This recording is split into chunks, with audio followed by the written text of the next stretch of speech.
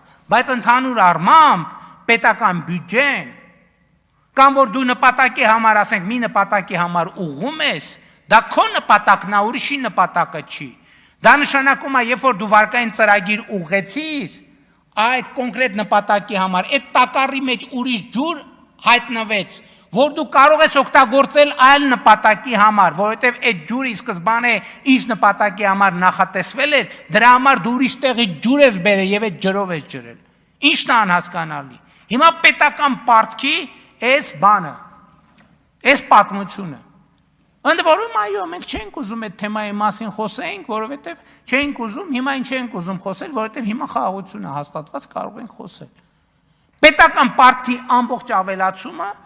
կամ չեն տեսել իրանք բյուջեով։ 2018-ից մինչև 2025 թիվը ներառյալ 4.4 միլիարդ դոլարի կապիտալ ծախսա միայն պաշտպանության ոլորտում, 25-ը ճիշտ ասի, թե 24-ում։ Լավ, վերջ ինչ-որ մի ժամանակահատվածում չեն տեսել այդ թիվը, ոնց կարային չտեսնեին։ Հաջորդը, այս մի ուղղությունն է, հաջորդ ուղղությունը ինչ-որ պարտքը ավելացա, կապված է Ղարաբաղի փախստականների և Ղարաբաղի հետ կապված չնախատեսված ֆունկցիաների ծախսի համար։ Ուրիշ պատմություն սրա տակ չկա և պարզապես գոյություն չունի։ Չեմ ասում, իհարկե նախկինում եղել են վարկային պայմանագրեր և այլ, այսինքն ինչ-որ բնական ունաչ պետք է նախատեսված լինի։ Բայց ընդհանուր առմամբ գնահատելով կառավարության նախորդող շրջանի աշխատանքը, ես ուզում եմ ասել, հարգելի գործընկերների միջալոց ուզում եմ ասեմ, որ երբ որ կառավարություն ասում եմ, նկատի ունեմ իհարկե ներառյալ քաղաքական մեծամասնության, խորհրդարանական մեծամասնությունը, որովհետև պարզ է, որ առանց խորհրդարանական աջակցության կառավարությունը չի կարող աշխատել։ Քաղաքական մեծամասնության աշխատանքը, ես ուզում եմ ասել, որ ես լավ եմ գնահատում մեր աշխատանքը։ Բայց ամենակարևորը տնտեսական ցուցանիշները չեն։ Ամենակարևորն է նա, որ մենք Հայաստանը դուրս ենք բերել թակարդից։ Հայաստանը դուրս ենք բերել աշխարհաքաղաքական թակարդից։ Այս բոլոր տնտեսական ցուցանիշները իրանք իհարկե կարևոր են, բայց ամենակարևորը չեն։ Ամենակարևորն է նա, որ մենք Հայաստանը դուրս ենք բերել թակարդից։ Մենք Հայաստանը դուրս ենք բերել փակուղուց։ Մենք Հայաստանը դուրս ենք բերել միտեղ,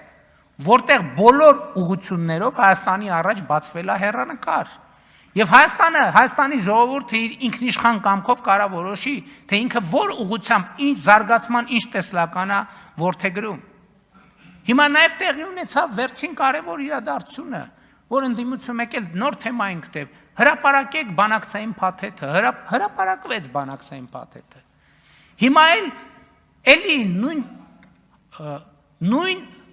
նարատիվները, որոնք վաղուց հնացած են։ Ես ձեզ մի բանաձև եմ ասում, ինչ կասեն ընդդիմության բարձրացրած բոլոր հարցերի պատասխանը։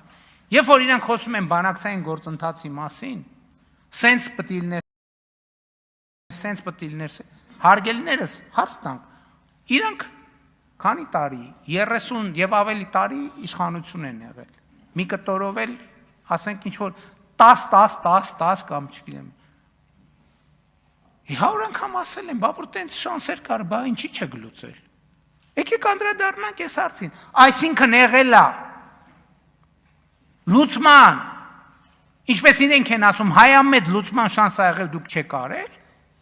բա ինչ եք մեզ դավաճան ասում, ուրեմն դուք եք, ձեզանից մեզ դավաճան չկա։ Տարբերակ A և B տարբերակ, այդ ամենը ընդամենը աչքակապոցի է։ Ընդամենը աչքակապոցի է։ 2019 թվականի ԵԱԿ Մինսկի խմբի առաջարկը, հարգելի գործընկերներ, ես ուղիղ, անուղղակի, մի քանի անգամ, հիմա էլ բանա, հրապարակված է։ 100 անգամ ասել եմ, ես երբեք Հայաստանի Հանրապետության նախագահ չեմ եղել։ Այդ փաստաթուղթը սկսվում է, որ ներկայացվել է։ Մենք Հայաստանի և Ադրբեջանի նախագահներս, այսինքն դա ինչ է, այդ փաստաթուղթը ընդհանրապես ոնց է արել։ Ես երեք մի քննարկման ժամանակ ես արձանագրեցի, որ ես նրբությանը չեմ անդրադարձել, որովհետև ես այնքան շատ բանի եմ անդրադարձել, ինձ թվում է թե ամեն ինչի անդրադարձել եմ։ Այդ 19 թվի փաստաթուղթը ո՞նց է հայտնվել։ Այդ 19 թվի փաստաթուղթը հայտնվել է հետևյալ տրամաբանությամբ, երբ որ ես 2018 թվականին վարչապետ եմ դարձել, ես խնդիր եմ դրել, ասել եմ համանախագահների առաջ ասել եմ, ստեղ թղթեր կան լիքը, ես մի չեմ հասկանում, այս թղթերից որն է այս պահի մեկնարկային կետը բանակցային գործընթացի նախորդող շրջանի բանը ամփոփումը սեղմագիրը որն է նախորդող շրջանի բանակցային գործընթացի սեղմագիրը այդ 2019 թվականի հունիսի թուղթը է, երբ որ ես ասել եմ ինձ ասեք որն է սեղմագիրը նախորդող շրջանի համանախագահները դա տվել են որպես նախորդող շրջանի բանակցային սեղմագիր Եվ այդ համատեքստումը, որ ես հարց եմ տվել, ասել եմ լավ, ես կարդում եմ։ Հիմա ինձ հետաքրքիր է ձեր մեկնաբանությունը։ Հիմա այս փաթեթներով կարա Ղարաբաղը չլինի Ադրբեջանի կազմում։ Որևէ այս մեխանիզմով։ Եվ հնչել է շատ հստակ պատասխան։ Այո, եթե Ադրբեջանը համաձայնվի։ Սա ինչ, հա, նաև գրած է, իհարկե, գրած է, բայց նոր մարդ ես մտածում ես գրածը կարող է ճիշտ չես մեկնաբանում։ Ավարտ, սրանով հիմա եկել են, էլ չեմ ասում այդ փաթեթի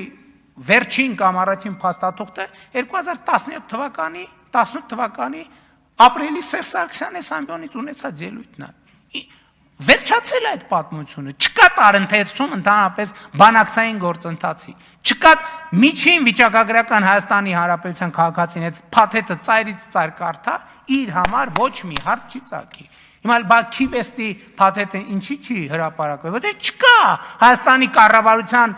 տիրապետության ներքո Քիվեստի փաթեթ։ Քիվեստի փաթեթի հենքը այնա, ինչ որ տպված է փաթեթում, որը Լևոն Տեր-Պետրոսյանի շտաբը, Լևոն Տեր-Պետրոսյանը տվել է հայկական ժամանակ թերթին եւ հրապարակվել է։ Էդ է Քիվեստի գաղափարական հիմքը եւ էլ չեմ ասում դրա կարիքը չկա, ես վերջերս Ազատություն ռադիոկայանը շատ մանրամասն փաստաթղթերով ռեպորտաժ արեց եւ դրանով ամեն ինչ ասված է։ Այսինքն չկա թեմա այդտեղ ընդհանրապես։ Հիմա այդ որ ասում են բանա, հիմա բանավեճի չեմ էլ հրավիրում, որովհետեւ հրավիրեմ էլ ինչ Էլ ինչ խոսամ, էլ բանավիճելու բան չկա, թող կարդան, պատմեն, պատմեն, ինչ պետք է պատմեն, պատմելու բան չկա։ Հարգելի գործընկերներ, ամփոփելով ուզում եմ նաև ասել, որ 2026 թվականը շատ բուռն տարի է լինելու Հայաստանի համար,